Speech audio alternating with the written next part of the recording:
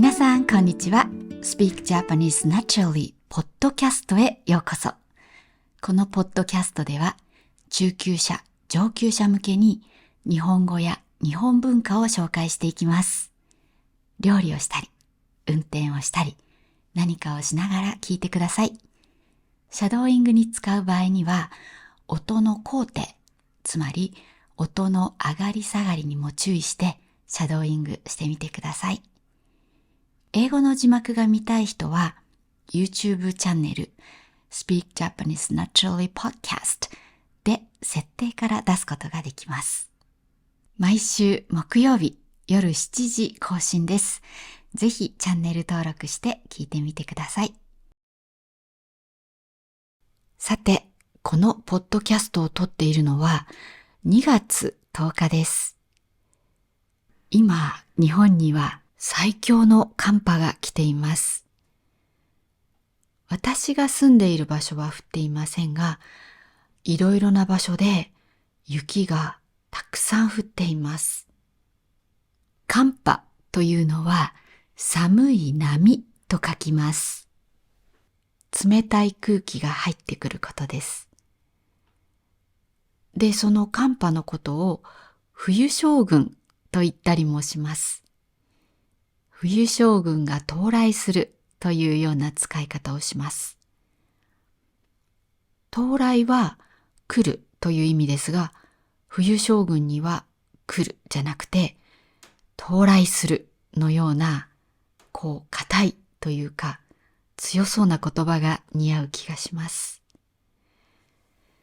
というのも、将軍といえば、武将の中で一番偉いというか強い人です。敵を全部倒した一番強い武将が将軍になるイメージがあります。東京に皇居がありますよね。で、皇居は天皇が住んでいるので、その天皇の皇、これは皇とも読むので、天皇の住まいという意味で皇居と言いますが、その天皇が住む前は、皇居は江戸城という名前で、江戸幕府の将軍が住んでいました。つまり、江戸時代は日本で一番偉いというか強いのは将軍だったんです。で、冬将軍って随分かっこいい表現だなと思って由来を調べてみました。そしたらナポレオンに関係するってことを知ってびっくりしました。ナポレオンはフランス革命の後、フランスの皇帝になった人ですね。皇帝っていう時はこの天皇の皇と同じ字なんですけど、皇って読みますね。で、そのナポレオンがロシアに攻めていった時、いろいろ原因があって、負けたんですが、その一つはロシアの寒さだったそうです。それをイギリスの新聞が、ナポレオンが、ジェネラルフロストに負けた、General Frost ですね、に負けたというような書き方をしたそうです。ジェネラルが将軍で、フロストは霜という意味です。霜っていうのは、その冬のすごく寒い朝に外に行くと、土の上を歩くとザクザクって土が潰れるのわかりますか？で、その潰れた場所に白いのが見えるじゃないですか。なんか氷みたいのが土を持ち上げてた。あれが霜です。で、それを日本語では、ジェネラルフロストを、冬将軍って訳したんだそうです。なかなか素敵な表現だと思います。で、ちょっと不思議だったのが、それを知った後、私の中で、冬将軍のイメージが変わったんです。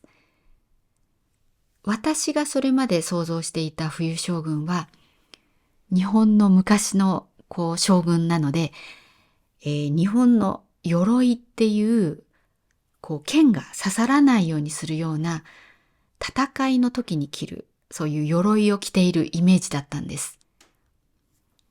でも、ナポレオンの話を聞いたら、軍服を着た将軍が頭に浮かびました。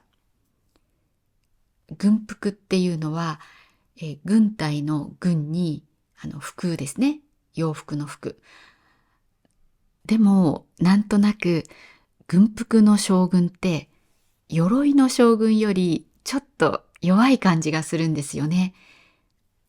で、他の人のイメージがどうなのかなと思って、冬将軍でイメージ検索をしてみました。そしたら、大体は、武将の鎧を着た冬将軍だったんで、まあみんな結構同じようなイメージなんだなって思いました。皆さんぜひひらがなで冬将軍ってイメージ検索してみてください。どんなものかわかると思います。はい。というわけで、まだまだとても寒いので、今日は隙間風というテーマで日本の家の寒さについてお話ししたいと思います。隙間っていうのは物と物の間の狭い空間です。そしてその隙間風というのは窓やドアを閉めているのに、閉めている隙間を通って外から入ってくる冷たい風のことです。夏にエアコンが効いている部屋に外から暖かい風が入ってきても隙間風とは言いません。冬のね、冷たい風だけ隙間風と呼びます。日本の昔ながらの家は夏の暑さと湿気に備えて空気が通りやすく建てられているので冬は寒いです。昔ながらというのは昔のままで今も変わらないことです。で、昔ながらの家というと木で建てられていて障子や襖で部屋を仕切っているような家です。障子って皆さんご存知ですか？薄い紙でできているもので、廊下と部屋の仕切りや窓の前にあったりします。で、襖は部屋と部屋の仕切り、つまり部屋と部屋を区切るのに使います。襖も紙でできていますが、全体的に、障子よりは厚いです。で、障子も襖も横にスライドして開けます。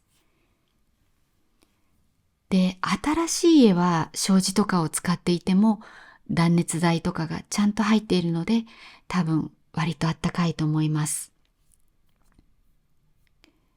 でも私の住んでいる家は築50年です。築は建築の築ですが、こうやって50年の前につけるとその家が建てられてから50年経つという意味を表せます。うちは築50年で古いです。なので、例えば私が寝ている部屋は、隣の部屋との仕切りは襖で、廊下との仕切りは障子です。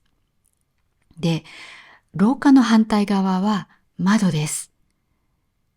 で、窓のそばの空気って冷たいですよね。その冷たい空気が障子を通ってなんとなく入ってくるんですよ。障子は薄い紙なので。空気の気の字を使った気密性っていう言葉があります。空気を通さない性能が高いってことなんですが、障子も襖も気密性からは遠いものです。新しい家は気密性が高いんですけど、古い家はもう気密性なんかないみたいな感じです。ちょっと障子ってひらがなでいいのでイメージ検索してみてください。風通しが良さそうな、風がね、よく通りそうなイメージの写真が出てきませんか？つまり、冬は寒いです。ぜひ、襖もイメージ検索してみてください。部屋と部屋の仕切りに使われていると思います。で、その写真をこう一個一個よく見ていくと、その写真の中に、襖の上に、こう木でできた穴の開いているような模様がある部分がある部屋の写真もありますか？で、その木でできた模様ですね。これは昔ながらの家にはあるんですが、欄間って言います。で、これもイメージ検索をしてほしいんですが、ひらがなで欄間って入れると、アニメの欄間2分の1が出てきちゃうので、ダメです。襖と欄間の2つの言葉で検索してください。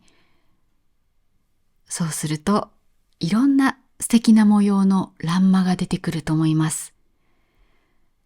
ですが、この模様を見るとわかると思うんですけど、隣の部屋と空気が自由に行き来しますよね。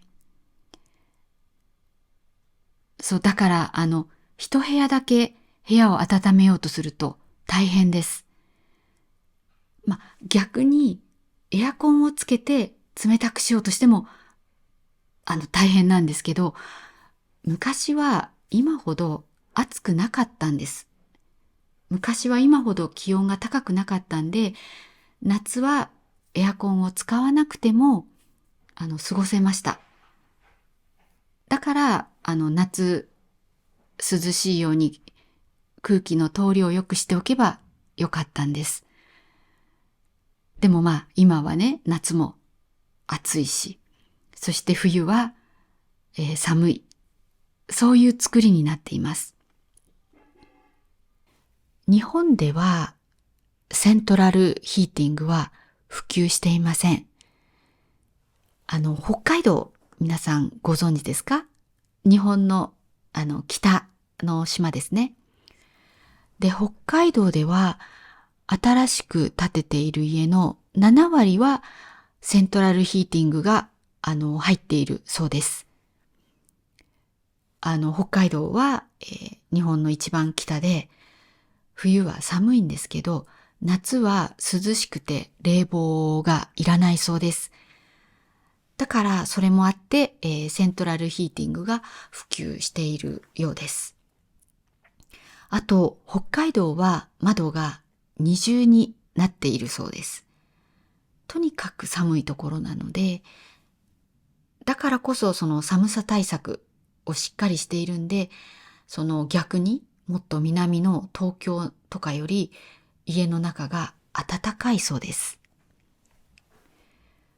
北海道以外の場所では、家はセントラルヒーティングがないんで、それぞれの部屋を温めます。温めるものとしては、エアコンやガスヒーター、石油ヒーター、オイルヒーター、あとはストーブなどがあります。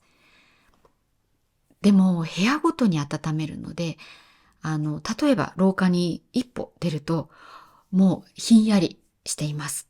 すごく寒いです。で、トイレもすごく寒いです。一軒家の場合、トイレとお風呂場は別になっています。で、お風呂場も寒い場所の一つです。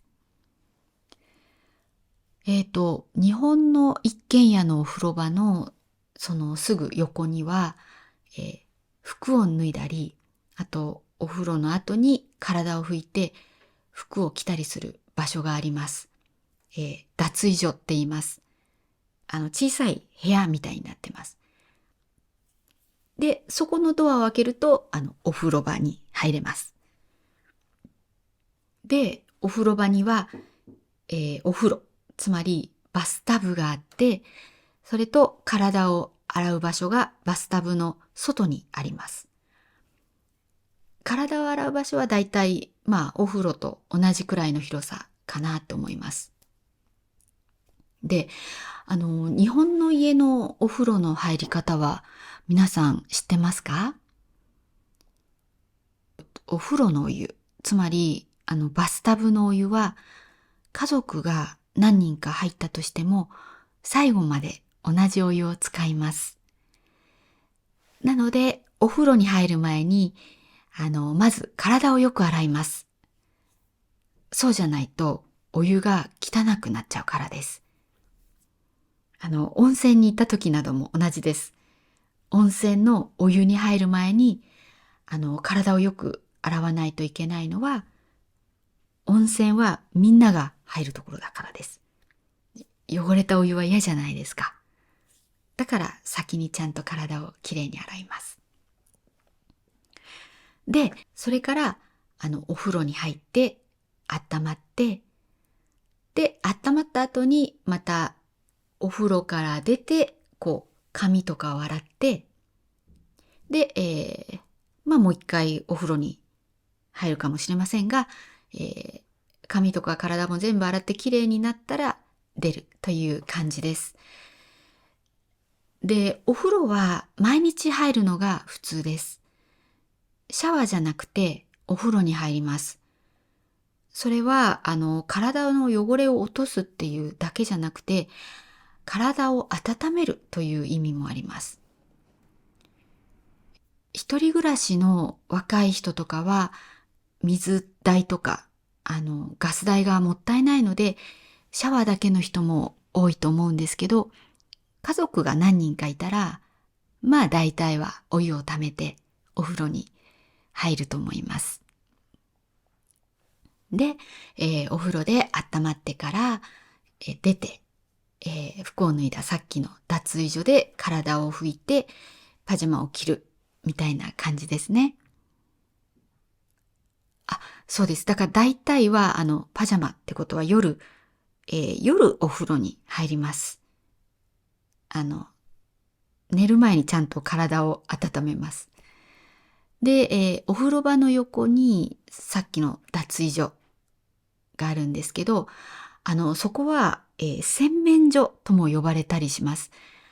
洗面所っていうのは、顔を洗ったり、そのドライヤーを使ったり、あと、お化粧をしたりするような場所です。で、その洗面所っていうのは、脱衣所でもあり、とにかくお風呂のすぐ横にあることが多いので、そこに洗濯機が置いてあるうちも多いです。うちもね、脱衣所であり、洗面所でもある場所に洗濯機が置いてあります。そうすると、お風呂に入る前に服を脱いで、カゴに入れておいて、後で洗濯するというのが、やりやすいです。なんですけど、うちはこのお風呂場と洗面所がすっごく寒いんですよ。それで、洗面所には石油ファンヒーターを置いています。なので、そこはあったかくなりました。石油って言っても、この場合は、ガソリンではなくて、灯油という意味です。で、洗面所は石油ファンヒーターのおかげであったかくなったんですが、お風呂場の中が、すごく寒いんですよ。全面タイルなんですけど、それが、熱を奪っている気がします。48度でお湯を入れて、それで入るときに、ちょっと暑いかなぐらいなんですよ。で、ちゃんとしたお風呂の家なら、多分41度とかで入れるので大丈夫なはずなんですよね。でも、うちのお風呂はもう48度っていうすごい高い温度で入れても、すぐね、冷えちゃうんです。で、しかも、うちのお風呂は追い焚きができません。追い焚きっていうのは、お風呂のお湯を、温め直すことです。大抵家のお風呂は追い焚きの機能がついています。私の両親が住んでいる家は築60年ぐらいですけど、追い焚きの機能がついています。夫の両親の家にも追い焚きの機能がついてます。お風呂に。なんですけど、うちのお風呂には、ついてないんです。それで、二人目ぐらいから、もうね、お湯が冷めてくるんです。で、そういう時は、お湯を少し抜いて、お湯を減らして、それから60度でお湯を足します。60度っていうのは、お湯の蛇口をひねった時に出てくる一番高い温度です。うちの場合は。で、それ以上は多分危険だからか、60度以上出ないようになってます。で、その60度のお湯を足して、お風呂に入っているお湯全体を温めます。で、それをしないともう体が冷えちゃって、お湯から出られなくなっちゃうんです。お風呂はそんな感じで、他の部屋は、台所はガスヒーター。で、それ以外の場所はエアコンと、石油ファンヒーターを使ってます。で、私が仕事をしている場所では、ストーブを使っています。で、このストーブは灯油で部屋を温めるものです。で、このストーブの上でお湯を沸かしたり、さつまいもを焼いたりできます。ただ、それができるってことは、その上が、すごく熱くなってるっていうことなんですよね。なので、子供が小さい時は、そのタイプのストーブは危なくて使えませんでした。でも、まあもううちの子たちも大きくなったし、私の仕事部屋には、私しかいないんです。子供はめったに入ってこないんですよ。なんで、もう危なくないなと思って去年買いました。で、買ってすぐストーブの上でさつまいもを焼きました。そしたらもうね、ホックホクに焼けてとっても美味しくて、ストーブを買ってよかったなって思いました。あと、ストーブはその火が見えるのがいいですね。目でそういうあったかい火が揺れているのを見ると、なんか気持ちがあったかくなります。あと買ってよかったなって思うものはベッドです。それまでは、布団で寝てたんですけど、布団って畳に直接敷くんですよ。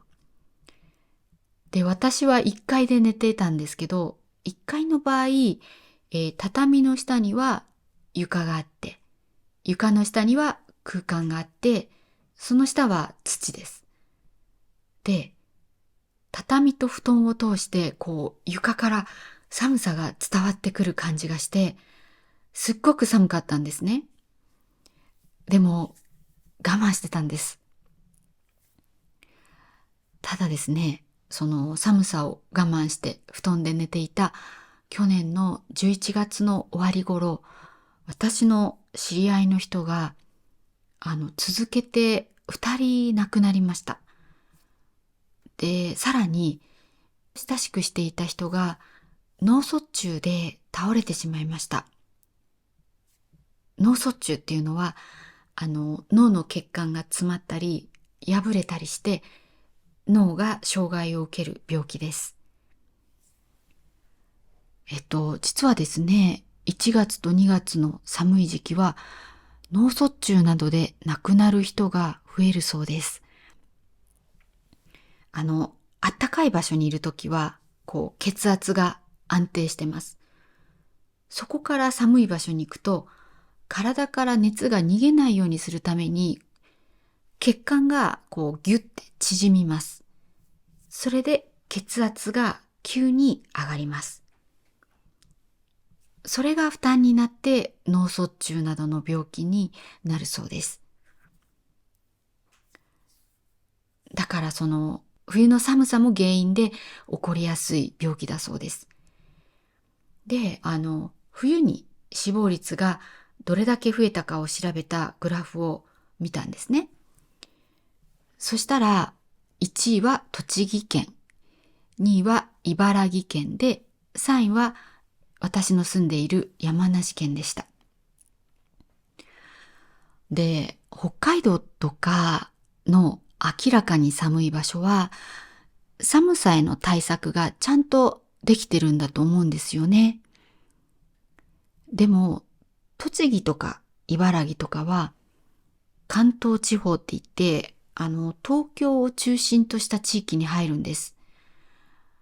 だからね、あんまりすごく寒いっていうイメージがないんですよ。それで、家の寒さ対策がちゃんとできてないので、そういう結果になっていると思うんですよね。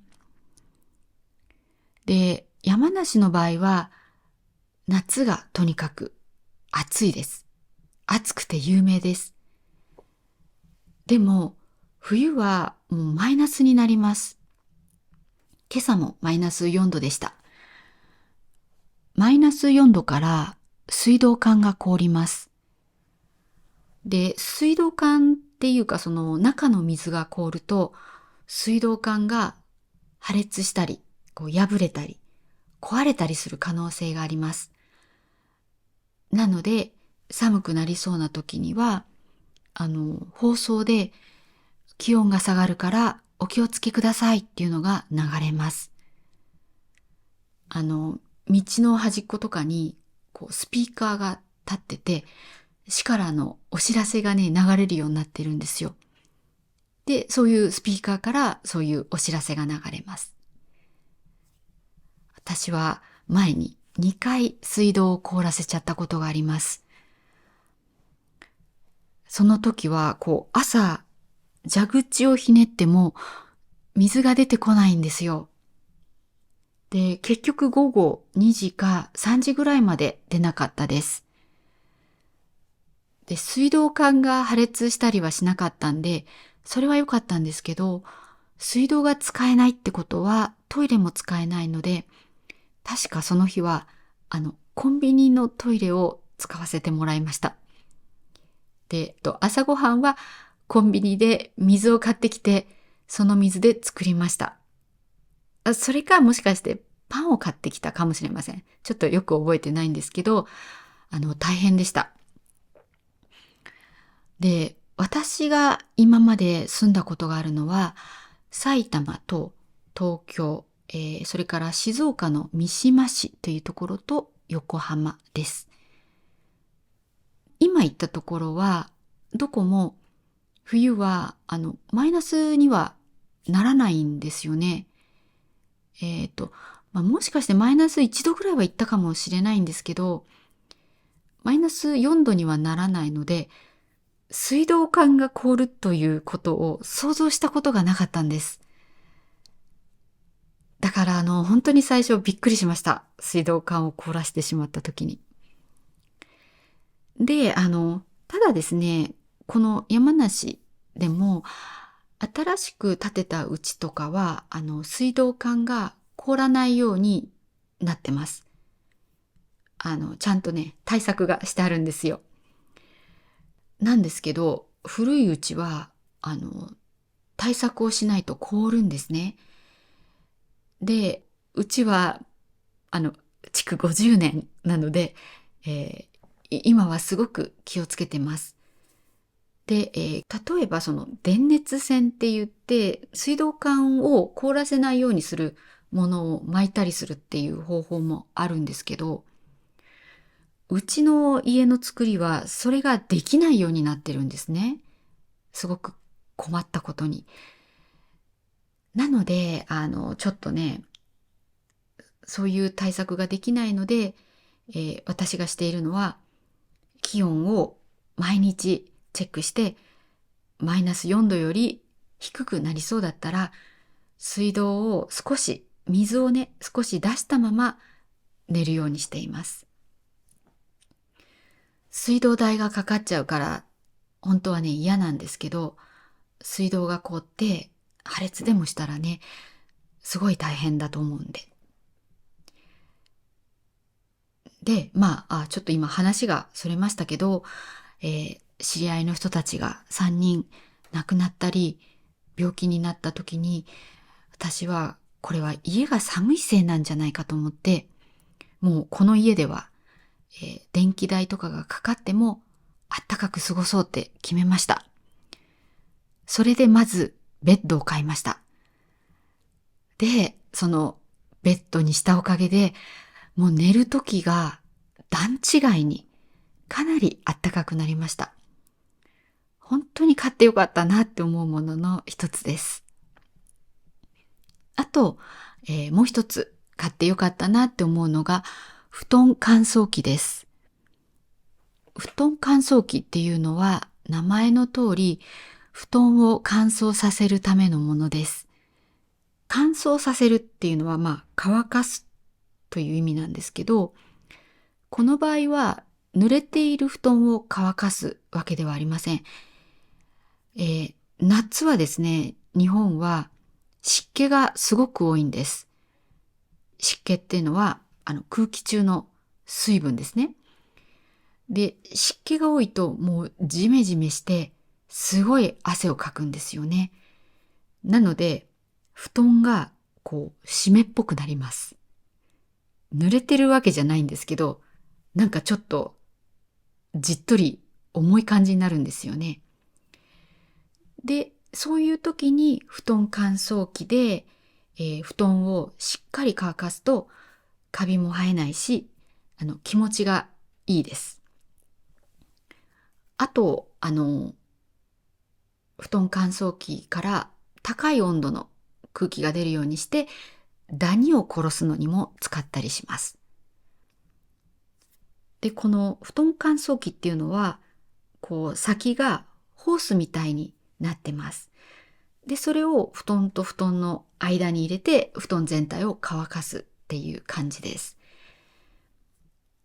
なんで、実はですね、そのホースを靴に入れると、靴を乾かすこともできて、結構便利なんです。で、冬は布団を温めるのにも使えます。だから、冬は寝る前にちょっと布団乾燥機をつけて、そのホースの先を布団の中に入れておくと、暖かい布団で、今はベッドなんで、暖かいベッドで寝られます。で、布団乾燥機を買うまでは、湯たんぽを使っていました。湯たんぽっていうのは、何でしょうね。ちょっとしたお湯を入れる入れ物なんです。で、お湯をその湯たんぽの中に入れて、カバーをかけて、布団とかベッドの中に入れておくと、じんわりお湯の温度で温めてくれて、すごいね、気持ちがいいんです。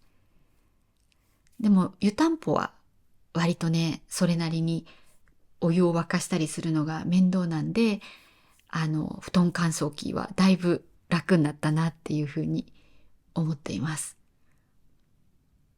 そう、いつかね、暖かい家に住みたいなっていうのはちょっと思っています。ただ、今はできるだけの対策をして、暖かく過ごしたいなっていうふうに思っているところです。皆さんの住んでいる場所はどうでしょうか？暖かい地域に住んでいる人は、あまり寒さ対策は必要ないかもしれませんね。逆に、すっごく寒いところに住んでいる人は、もう多分家とかもすごく暖かくできているんじゃないかなっていう気もします。ぜひ皆さんどんな感じで冬過ごしているのか、コメントで教えてもらえると嬉しいです。最後に一つ宣伝です。日本語の発音を良くしたいと思っている方のためにサブスクのコースを作っています。発音やリズム、ピッチアクセント、イントネーションなどについて学んで、それを実際に自分が話すときに応用していこうっていうコースです。で、そこでは、Pronunciation Challenge といって、皆さんの発音がどうなのか、私がチェックして、フィードバックするイベントも毎月開催していますので、自然な日本語を話したいと思っている方は、ぜひチェックしてみてください。あと、私のレッスンを受けたいともし思ってくださっている方がいたら、私は今説明したサブスクコースの1年のコースに入ってくれている方にレッスンをしています。